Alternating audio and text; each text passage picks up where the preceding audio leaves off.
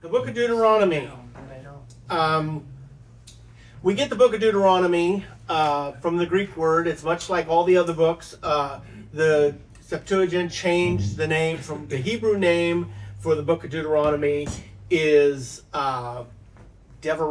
I don't know if I'm probably not pronouncing that right, but it means these are the words. Why is it named these are the words? Because in chapter 1, verse 1, it says these are the words that Moses spoke. So the very first important words in the book, the Hebrews, not real creative, they just picked that and that's the name of the book. These are the words. But for us, it's Deuteronomy. Deuteronomy is a Greek word. It's a compound Greek word that actually means second law. And this isn't a second law necessarily, but it's the second giving of the law. Why is it the second time you had to give it? Because all the past generation died, right? Remember in Numbers when they did the census of the people to go in to take the promised land? The 12 spies went out and 10 came back with bad. So that generation has died off. And we'll look at that because really the book Deuteronomy, the second giving of the law, is Moses basically going over the other four books. He starts out with the promises that occurred in Genesis, Exodus, Leviticus, and Numbers. He basically just reviews them. So Deuteronomy is a review of the first four books of the Torah. You remember the five books there that we can interchange and that people call the books of the law. That's appropriate. Some call it the Torah, which are the five books of the law. Even though the Torah has kind of taken a little different meaning on to mean more than the law, the laws and the prophets. They'll use it generically, but explicitly the Torah means the five books of the law. There's just a number of different ways they frame these, but this is the final of the first five books, the Deuteronomy or the Pentateuch. Anyway, so that's the book of Deuteronomy. Remember I tried to get a couple words for the theme of the book, and the best way that I like this picture too because it kind of is the breaking, is remembering the covenant. Remember how important I said covenants were? God makes covenants, and it's hugely important to God and how God expects us to take these covenants on.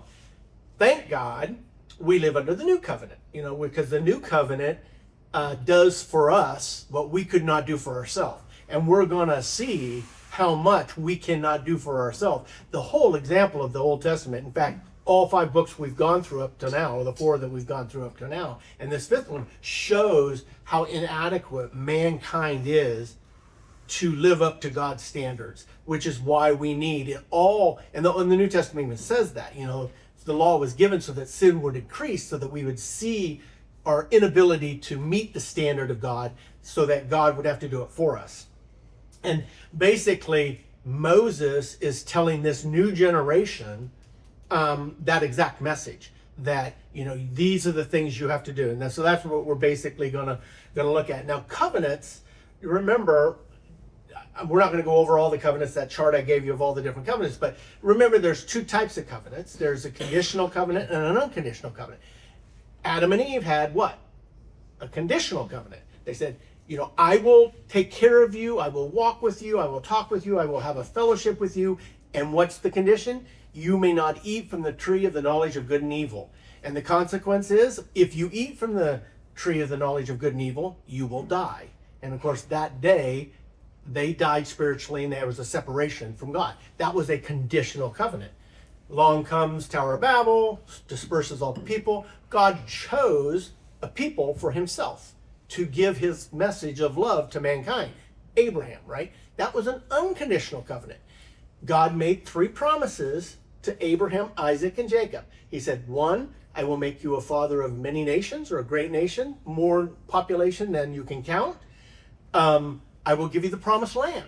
Number two, this land is unconditionally yours and yours descendants' land. No matter what you do, this land is yours. But we find out in Numbers and in Deuteronomy, there's a condition to it. But the land is theirs. Their ability to occupy it is a conditional covenant. The Mosaic covenant is conditioned on their worshiping no other idols, the whole obeying the law, right? If they don't obey the law, their ability to occupy that land will be taken away from them. So that's a condition, but the land is still theirs, even if they're not in it. There's been periods of history, right, where they're not in it, and it's still their land. And God promised that he will have them return.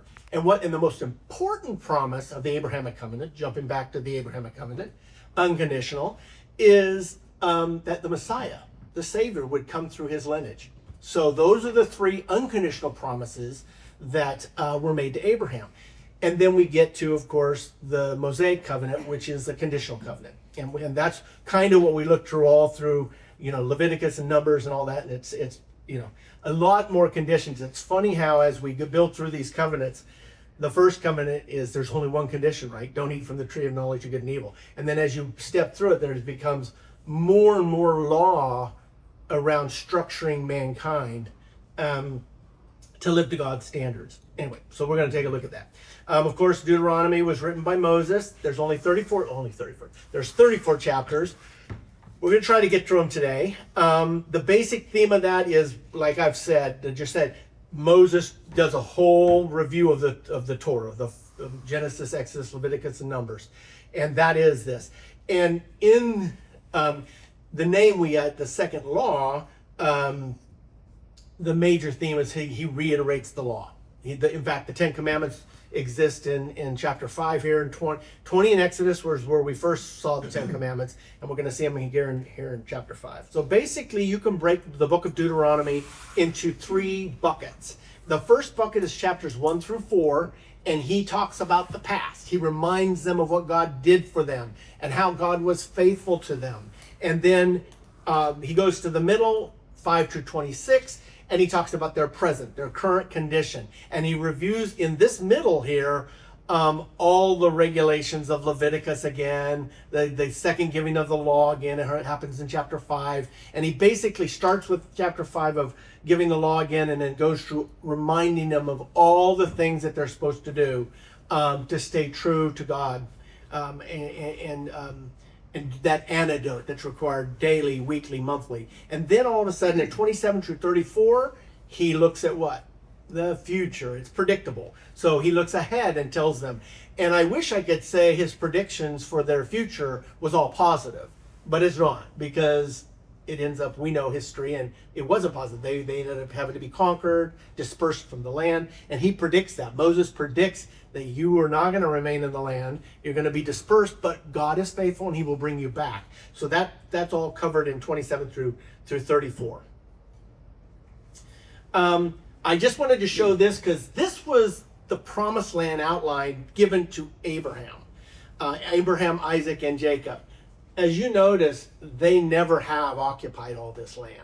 In fact, some people have calculated maybe 10-15% of this land that was promised to Abraham has ever been occupied by the nation of Israel. Solomon, right, had the most land. Exactly. Solomon, yep. After King David and Solomon had that united kingdom, and that was the most land they ever occupied. And then, of course, they lost it after the split there, never have regained it. Even today, they just have that little sliver that I know that they basically. But you know what? Excuse me. Christians are the same way. I mean, we have probably never accepted or lived by but about 10% of God's promises for us. Most believers walk around and don't even know of all the great promises God's given us in his word. And I heard a story once. I don't know if it's true, but I'm going to tell it anyway, because it was told out of a pulpit, so I'm going to assume it was true. But Well, of course. Yeah, of course, yeah. But the story goes like this. So there was a father. He was wealthy, and he had a son who was graduating from high school, and his son wanted a car, and his dad gave him a Bible. And so when he graduated, his son opened up his present and it was a Bible. His son was so furious, he threw the Bible across the room, left, and never spoke to his dad again.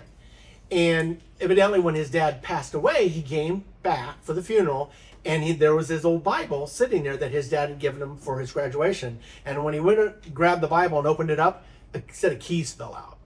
And, those are the keys of the car that he wanted, and his dad had given him also, but he had to open the Bible to receive that.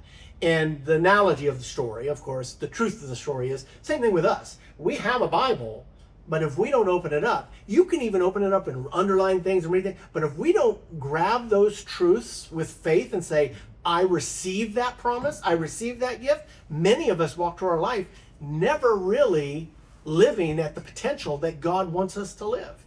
And of course, just like the nation of Israel here, where their promised land is all this space, but they've never occupied more, there are consequences every time Israel came to a point and made a decision. And we're going to see this through, Joshua, through Judges. Every time they come to a Y in a road and they choose the flesh way instead of God's way, they miss a promise of God. They miss them.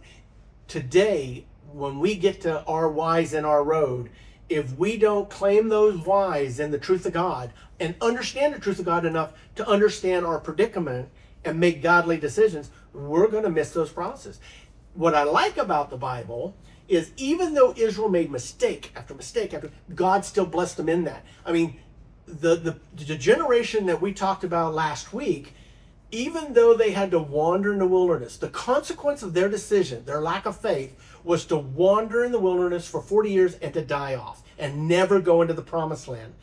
But in the wilderness, God was still faithful to them. So even though it wasn't God's original plan for them, God blessed them constantly, whether it was with manna, whether it was water from the rock, all the things that he did for them, victory over people who attacked them that one war.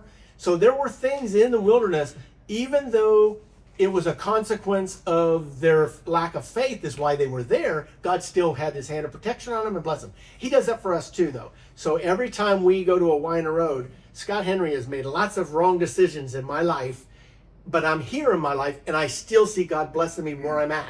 Even though I've said this before, if I got to do a rewind on my life and see if I made every decision as a godly decision, where would I be?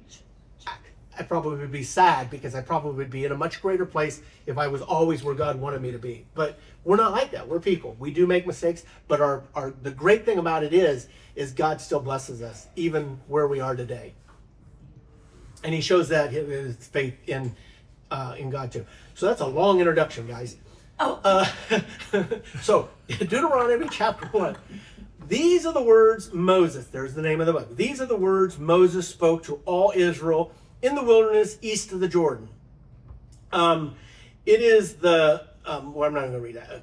It takes, this here, I wanted to point out, it takes 11 days to go to Kadesh Barnea, which is where they were, to the promised land. And it took them, of course, 40 years. And Moses, so remember, so we're starting out in chapter 1, and Moses now is talking to the new generation. He's reminding them of what their parents went through. And basically he goes, your parents, came across and they could have made it from where we were in Mount Sinai all the way to the promised land in 11 days. But they took 40 years to make that 11-day trip because of their lack of faith. So he starts out reminding them of all that. In chapter 6, he goes, the Lord God said to us at Horeb. Horeb is a mountain range of Sinai. Sinai is a mountain peak inside the mountain range of Horeb. So and I say that only because in Exodus, it talked about Mount Sinai, and all of a sudden in Deuteronomy it starts saying Mount Horeb, and they're the same. One's a mountain range, Sinai is the mountain peak. So anyway, the Lord our God said to us at Horeb, you have stayed long enough at this mountain. I love that kind of statement, because he does that to us sometimes too, and it's not always physical. He's not always saying you stayed in the city of McKinney long enough, now it's time to go to Africa. No, he doesn't do that. But it's you stayed long enough in your whining, or you stayed long enough in your mourning. It's sad, but sometimes he tells us, you've stayed long enough in a situation that you find yourself in. It's time to move on, and that's what he's telling the people here. It's time for them to move on. Break camp and advance into the hill country of the Amorites. So obviously the Amorites are who they're going to take the land from. So the Amorites are you remember a lot of these people that we've run into are relatives of Abraham. The Amorites aren't. The Amorites are descendant of Ham. Remember Noah had the 3 sons. Ham populated this area. You got Shem that did most of the Middle East. Ham does most of parts of the Promised Land and down towards the continent of Africa, and Japheth does most of Europe and all that. So they spread out. Well, these are the Amorites that are in the Promised Land where they're going to go, and they're going to have to deal with these people because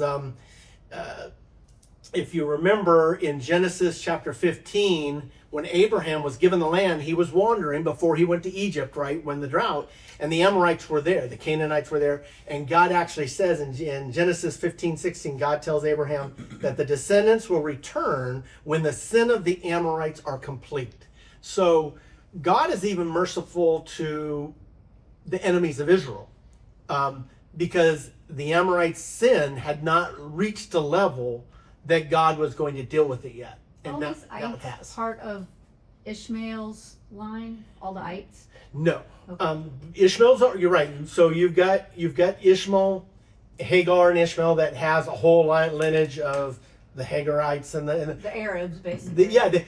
so all of these people are Semitic. We'd say it that way. That whole area is Semitic. So it's a combination of all different. It is. So here's just a high level origin. You have the 3 descendants of of Noah. You got Ham, Japheth, and Okay. Shem. Shem. Thank you. And Shem is the Semitic people. Yeah. So Shem is the line that Abraham comes out of. But everybody that I've talked to up till this point, you're exactly right, have been descendants of Abraham, cousins of Abraham, Ishmael, Esau, Lot. They're all descendants in a way with Abraham, whether they're cousins or direct descendants. The Promised Land, the Canaanites, the Amorites, and them, they did not come from the Shem and Semitic people that Abraham did. They came from Ham. So these people are descendants of Ham, a completely different, never touched the Shem line of Abraham. So now we're going to get introduced some different people, and God calls the nation of Israel pretty much to wipe them out because they've gotten so evil. So maybe not as evil as the flood when he took care of it, but all these people groups had lifestyle. They sacrificed babies, anyway, I'm not going to go there, but they were evil, and they'd reached a point where God was going to deal with them, and he dealt with them with Israel. So just like when Israel got evil in the sight of God, he dealt with them, with the Assyrians and with the Babylonians, right? He ends up coming in and taken it. He used Israel also to correct other people groups. Interesting. Oh, we'll go to that later. Okay. So 9 through 18, we remember Moses was doing everything and it was too much for him, so he appointed leaders. These leaders, 19 through 18 talks about the appointment, once again, of all the 12 tribes, elected leaders amongst the 12 tribes, and that was reestablished there. Out of those leaders, they sent leaders of the leaders to the spies, 12 spies, one person from each of the tribes, and Moses reiterates that from 19 through 25. Of course, we know what happened there with the 12 spies, and then they call this the rebellion against the Lord at Kadesh Barnea. All that is Moses frames it like that, but what that is the message back from the 10 spies.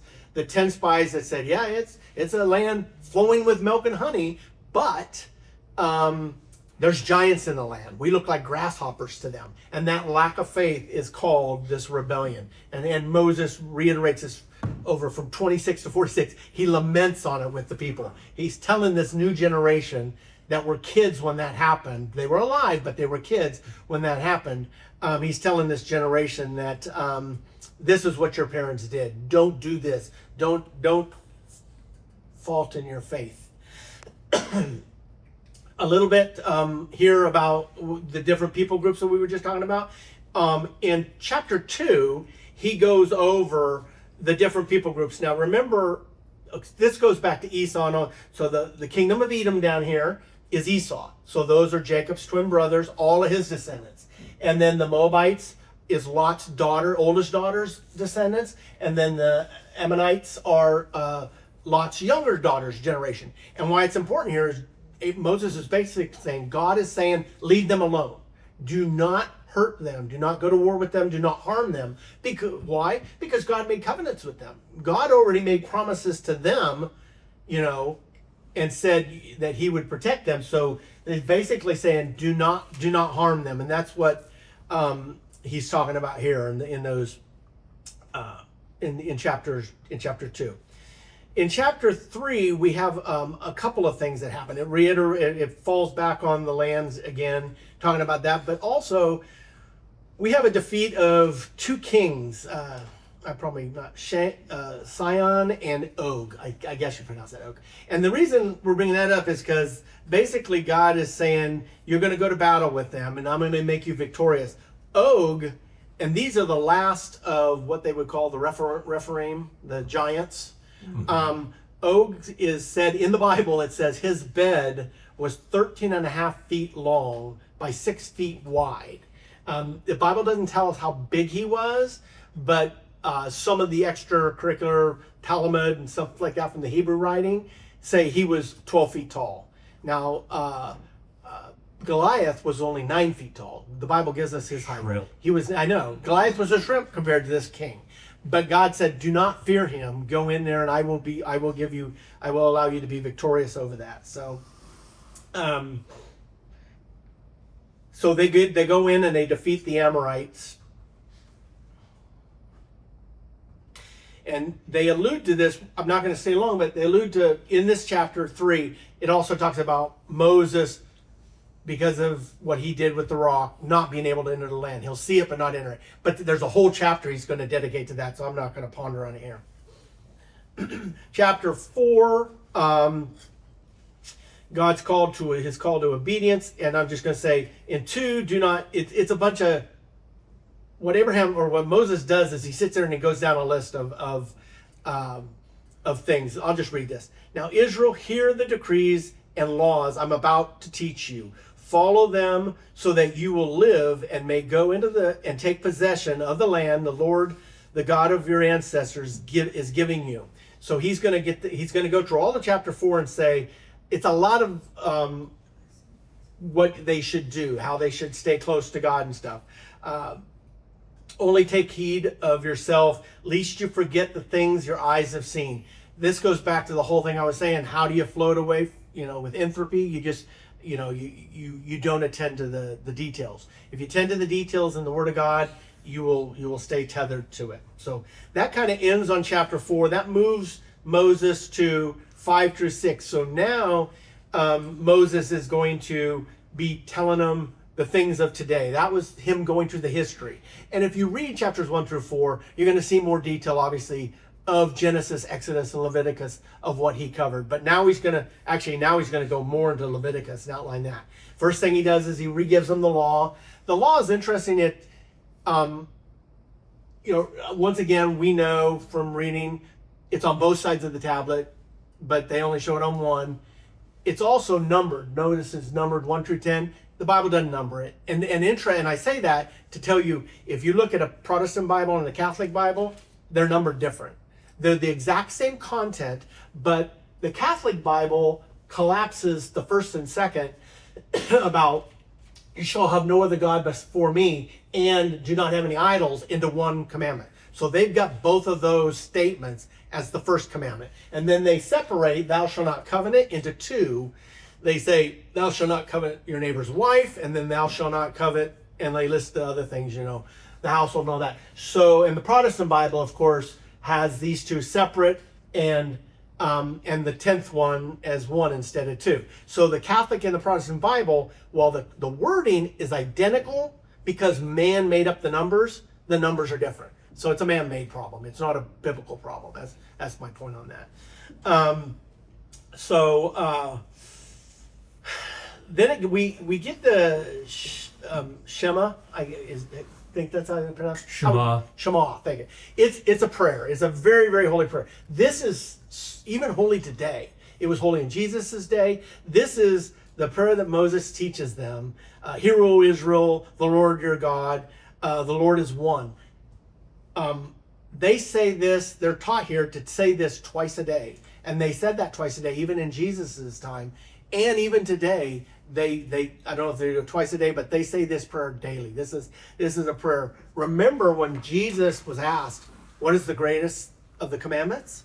He used this prayer, the Shema, and basically said, Hear, O Israel, the Lord is God. The Lord is one.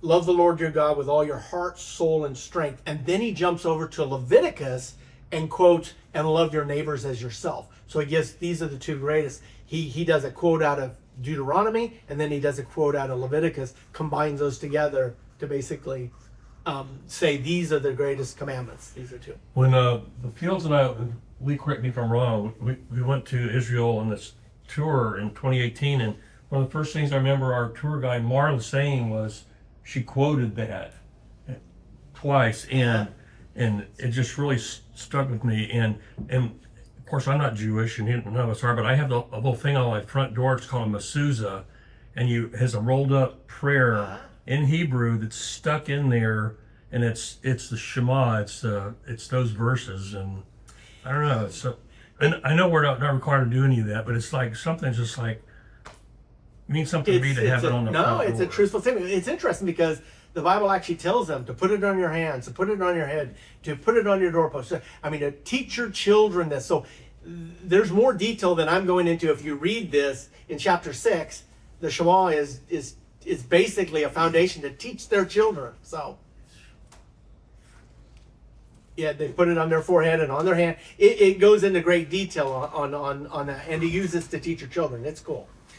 So Deuteronomy chapter 7, when the Lord your God brings you into the land you are entering to possess and drive out before you many nations, 7 nations larger and stronger than you. And when the Lord your God has delivered them over to you and you have defeated them, then you must destroy them totally. Make no treaty with them and show them no mercy. This sounds harsh stuff, but remember what I said about God telling Abraham, their sin has not reached a level for me to deal with it yet, which shows God's mercy, but now it has. And God basically tells them to go in there and kill them all. This is a tough message to hear, but when evil gets to a certain point, God it's kind of like, this is the way I would look at it. If I had cancer and my arm was killing me, taking the arm off to save the body is acceptable. And from God's viewpoint, leaving the Amorites there would destroy the rest of the world with their sin. So God says, let's take them away. Let's cut that cancer out. That's kind of the way you would look at it. But they didn't do it. They were told to do it explicitly, and they went in and killed a lot of them, but they left some. They left pockets of all these people groups that they're listed that they're supposed to do away with, and they didn't do away with them. And that's kind of the way we are with sin sometimes. You have a sin, and you go, okay, I'm going to stop doing that sin, or I'm going to separate myself, but you don't go far enough, right? And that sin, years later, months later, whatever, can creep back into your life. That's what happens to them. They end up having problems with this their whole life. Life. Deuteronomy 8, be careful to follow every commandment I have given you today, so that, here's a condition, right? So that you may live and increase in many, and may enter and possess the land the Lord God has made an oath for you, for your ancestors. Remember how your God led you all the way through the wilderness these 40 years to humble and to test you in order to know what was your heart, whether or not you had kept his commandments. So this is basically kind of the whole chapter 8 is talking about reminding them not to forget the Lord, basically, right? Not to forget what he had done for you, because that's when sin creeps in. That's when disobedience creeps in. 8:11, be careful that you do not forget the Lord. This whole chapter, in fact, this whole book is do not forget. Remember, that's the word we use. Do not forget the covenant, that remember the covenant. And the whole book, chapter after chapter, in different ways, in different messages, is exactly what he's telling them. Do not forget the covenant. Be careful that you do not forget the Lord, and that's Yahweh, Lord Yahweh, your God, failing to observe his commandments, this law and his decrees that I am giving you today, this day. And then 8:19 says, if you ever forget the Lord your God and follow other gods, which they do, and worship and bow down to them, I testify against you today that you will surely be destroyed. And he's not talking about the whole nation of Israel. He's talking about that generation. That group will be destroyed. So, and he does that with Assyria and with Babylon. Eventually their sin arises. The northern tribe's the worst. He sends Assyria down, and Syria takes them into captivity, disperses them. They become the Samaritans. Or not the Samaritans, that's another. Then the southern tribe, Judah, ends up getting Babylon. Ends up getting taken away that one. 9, not because of the righteousness. Okay.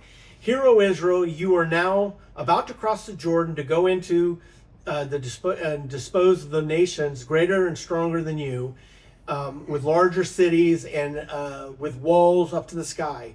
The people are strong and tall, Anakites, those are the giants.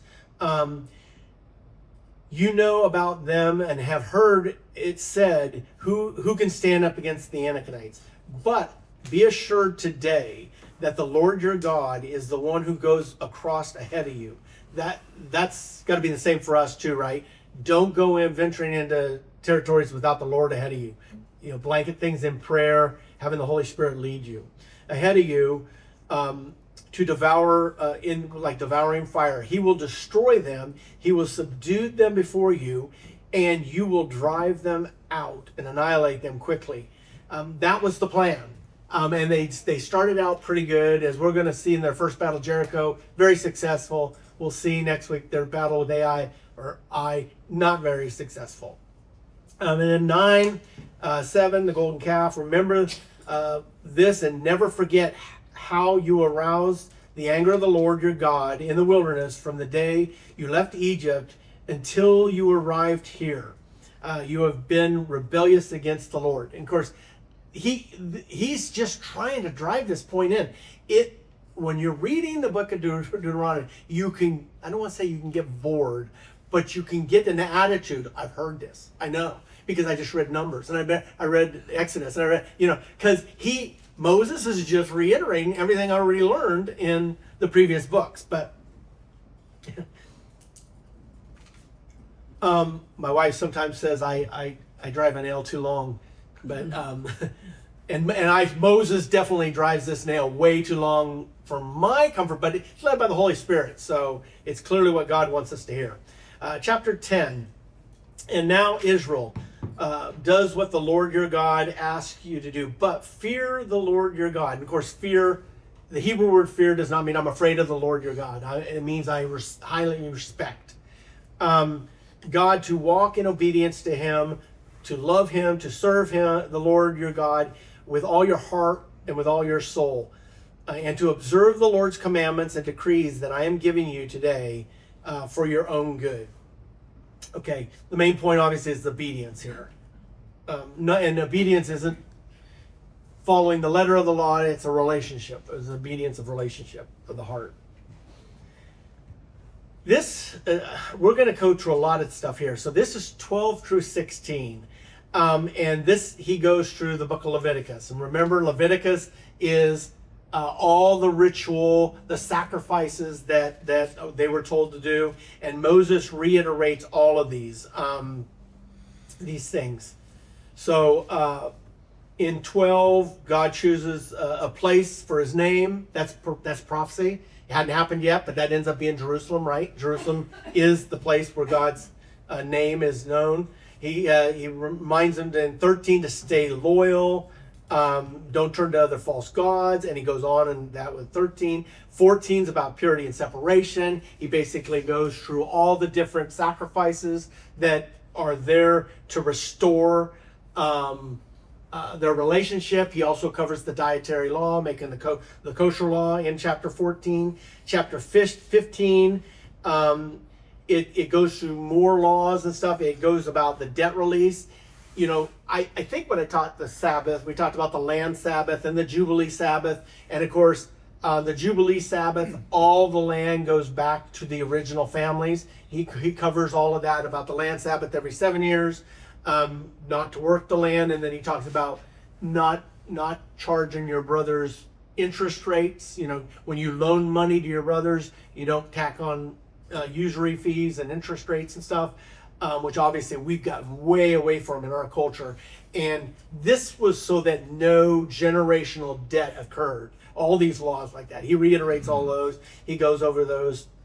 And then in 16, he basically goes over the 3 pilgrimages, where 3 times a year, all the males with their family are to come back. And what are those? Those are Passover, or unleavened bread is one feast. You got Pentecost, which is the second feast, and Tabernacles is the third feast. So those are the 3 feasts that he goes over to 16. 17 jumps into rulerships, and interesting, God even is giving rules about the kings.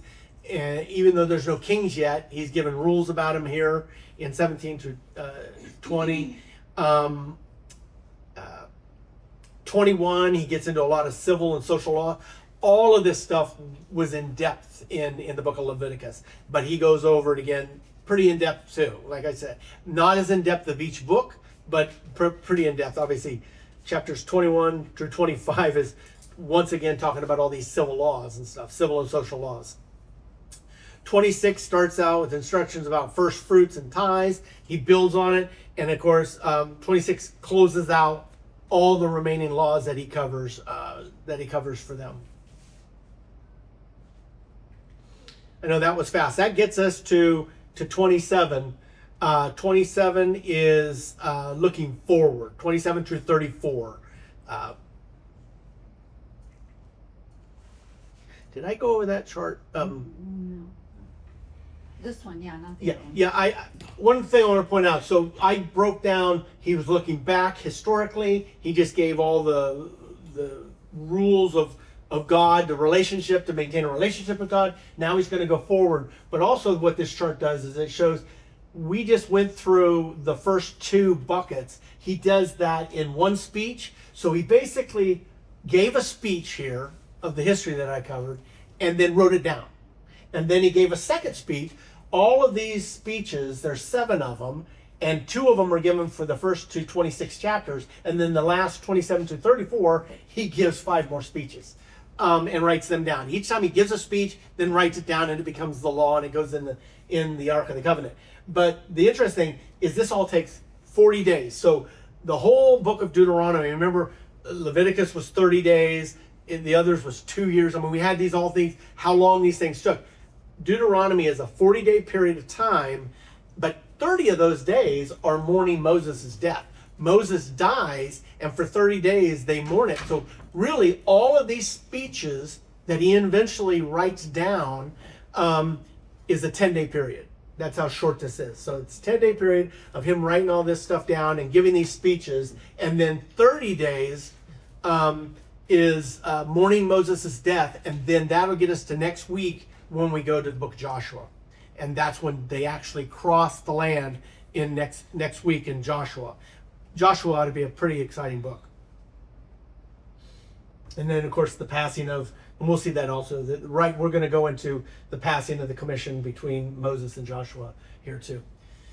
27, what did I put this in here for?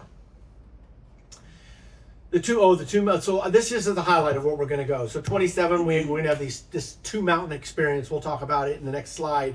And then 28 is going to hinge on curses or blessings. We're going to see that. And then 29 are the secret things of God. That's kind of an interesting one. And the climatic request for them to choose life, not death. So let's go ahead and take a look at these slides. Blessing or curses. So there's these 2 mountains, and I'm just going to read this because it does a better job than I can explain anyway. When you have crossed the Jordan, so they haven't done it yet. This is prophetic. This is when Joshua does it. These tribes shall stand on Mount Gerizim, to bless the people, Simeon, Levi, Judah, Issachar, Joseph, and Benjamin. And these tribes shall stand on Mount Ebal to pronounce curses. Reuben, Gad, Asher, Zebulun, Dan, and Naphtali. So it breaks these tribes up. I don't know why. No, that's not true. I thought Simeon was missing from this. Anyway, so he's going to God does this thing. There's two mountains there, and he's going to have all the people in the middle, and these tribes are split, and they're going to stand on each, and they're going to cry out, and they're going to scream out what the blessings are of God, and then what the curses are of God. This kind of goes back to that conditional covenant. They're entering into the land on a condition, right? This is not the land is theirs because it's an unconditional promise to Abraham, Isaac, and Jacob, but the occupancy of occupying this land is a condition. And this is going to further emphasize the future of this condition of them. Oh, okay. So 28, so that gets us from 27 to 28. If there's a condition. So every time you see an if, right? If, then, else, these programmers will know all that. It's an if statement here. If you fully obey the Lord your God and carefully follow all his commands, I give you today. No, I'm sorry. The Lord your God will set you high above all the nations on earth. All these blessings will come on you and accompany you if you obey the Lord your God. You will be blessed in the city and blessed in the country. So this is just after he had these tribes split up and screaming out the curses and stuff and the blessings on the mountain. And then he follows it up in the next chapter about saying, if you obey the law. So this is the condition. And 28 finishes up with saying, however, if you do not obey the Lord your God, which they don't totally, and do not carefully follow all his commands and decrees I am giving you today, all these curses will come on you and overtake you. So he basically set it up, and this is pretty visual to these people, right? They're out there, and remember, we've got millions of people, because there's even the first census of numbers had 600,000 some people, and then this new generation did not lose or gain any population. All new people were 600 fighting men as well. So if you had 600,000 fighting men, we're back to still 2 million people, and he has this visual of these tribal leaders on each of the mountains screaming out the curses and the blessings, and then he follows it up with emphasis saying, now all of these things, remember these things they were screaming out to you, if you follow my commands, you will have the blessings part of this. If you do not follow my commands, you're going to have the curses of this. In today, we don't really, well, we do too. I mean, so it's the whole part of God disciplining you. If there are blessings in the Bible, and then there's lack of blessings in the Bible. If you do not live the way God tells us to live, then you're going to live the way the world wants you to live, and you're going to suffer consequences of what the world has for us. This truth, the principle of this truth, while it's in the new covenant, still remains true. So the law of the Old Testament, that they were under the curse from God, in the New Testament, God allows you to be disciplined just like this. He's going to use the world to discipline Israel later on, Assyria. He uses the world to spank his children. If we do not stay true to God, we can get spanked. Our eternal destiny is held in Christ's hand. No one can snatch us from the hand of God, because you are saved. But that doesn't mean you can't live like a worm, like a caterpillar, your whole Christian walk. And it's because you're not living true to God's truth.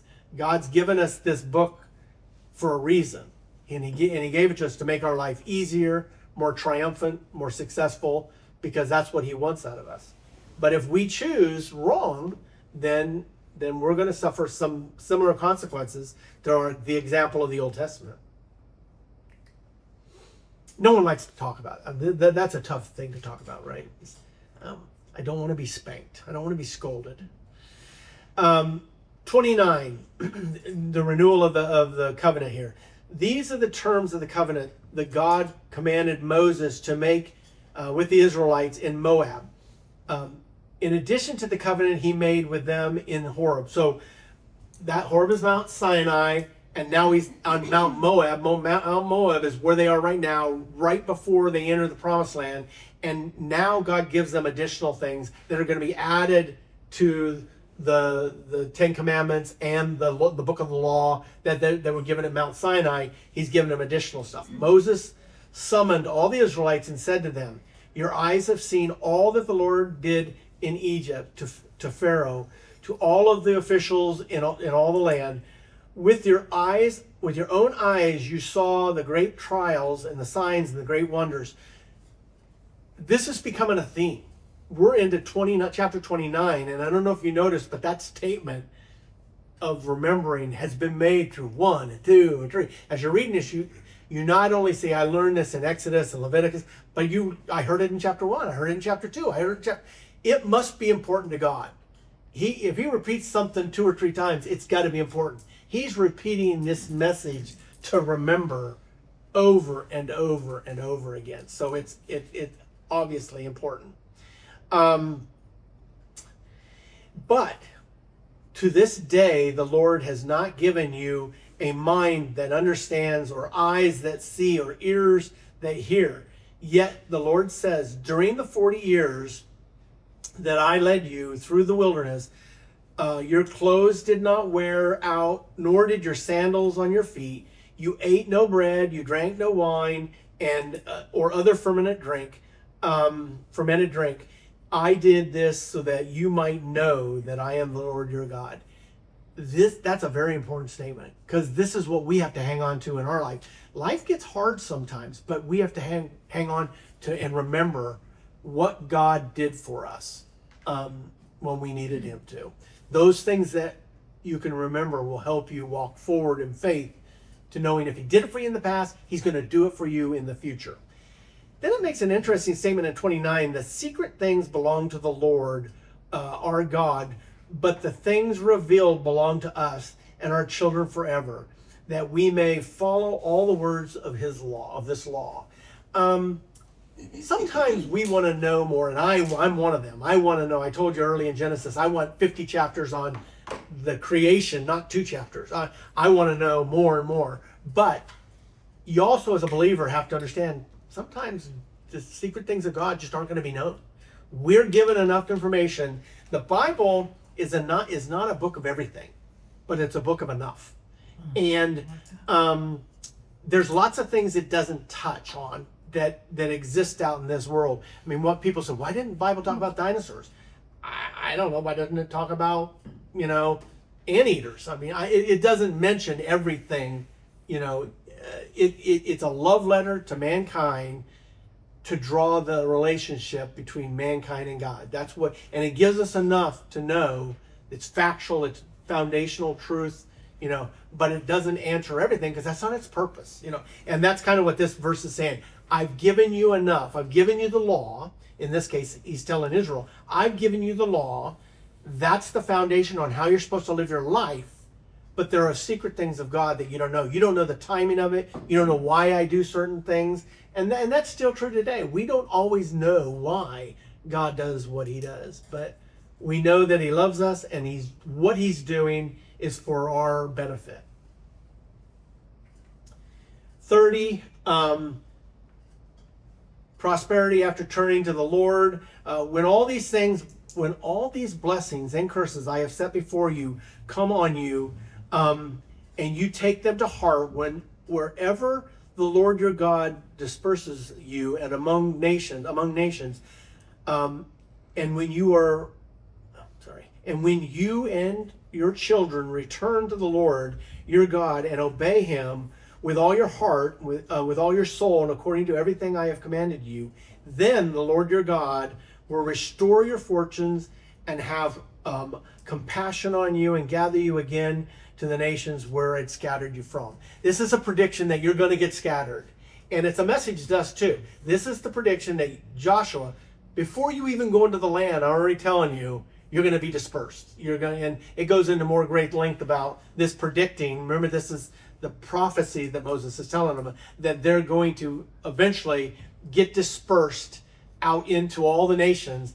And it happens twice. It happens with Assyria and Babylon, which is once for both nations, for both the northern and the southern tribe. But it also happens again, of course, with Rome, right? They're dispersed again. And now they're being brought back to this nation. We'll look at those as we get into the prophets and stuff, because we're gonna see this promise come true. The prediction of Moses is going to come true later on in the. I have set before you life and death, blessing and curses. Therefore, choose life. And that message is still true to us today. And now we're moving into remember, there's 5 speeches that he gives in these last chapters here. And now we're going to look at 31 through 34 real quick here. 31 is leadership, transition, and final change. So this is Moses getting prepared to depart. He's 120 years old. But the Bible, if you read that chapter, talks about, but he's bright-eyed, he's strong, he's not weak in bone. You know, he's 120, but he still could go on. He's going to die at 120 because one, God's done using him, and 2, it's his consequence or penalty for him taking credit with the water. When he struck the water twice, when he was only supposed to speak to the rock, he struck the rock twice for water. And this is his punishment for it. And then what else happens in 31 is he lays hands on Joshua. He transfers the blessing. God gives Joshua wisdom to lead his people. And there's this whole transitioning that goes from Moses to Joshua. And then the command to take all this writing that Moses has done and placed it in the ark is given in this chapter as well. Key verse here, Deuteronomy 31:8, the Lord himself goes before you, and will be with you. He will never leave you nor forsake you. This is for Joshua after he commissioned Joshua as the leader. Basically, he's telling him, look, you're going into the promised land. You're going up against giants, but I'm going before you. So, I went the wrong way. 32, it's Song of Moses. You can go read it. It's a long song. The whole chapter 32 is a long, long song. You can go read this. It's a country song, you know. My dog died, my wife left. I mean, Moses is going through this.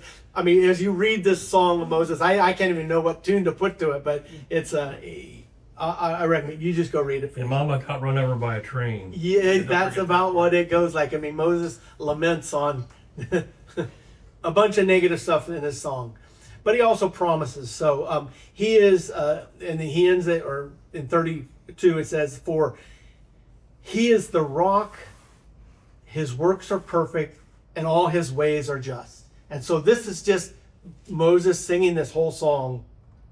And you can read the whole chapter is nothing but a song.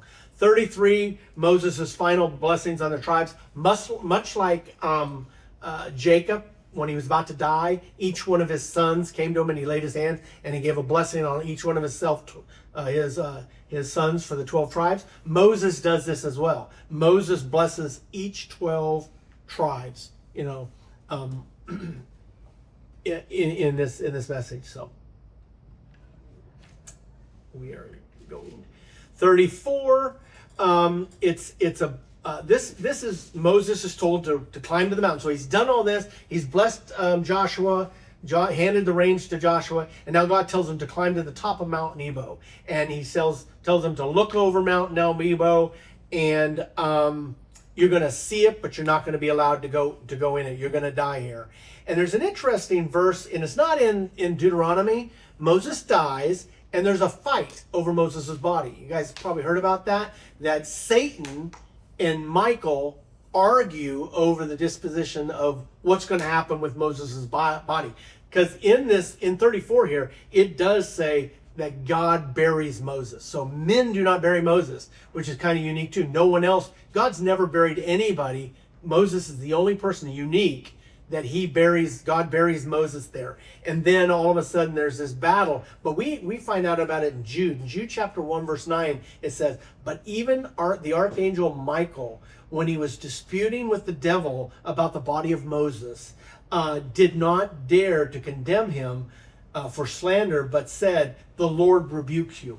Which the message there in Jude, of course, is about watching how you handle the spiritual realm, right? Because even the archangel Michael, the most powerful angel there is, did not rebuke Satan and did not just rush into a battle. And neither should we. We should not rush it. But the interesting thing here is we're told that God buried him. So there's a lot of speculation of why was there a dispute over Moses' body.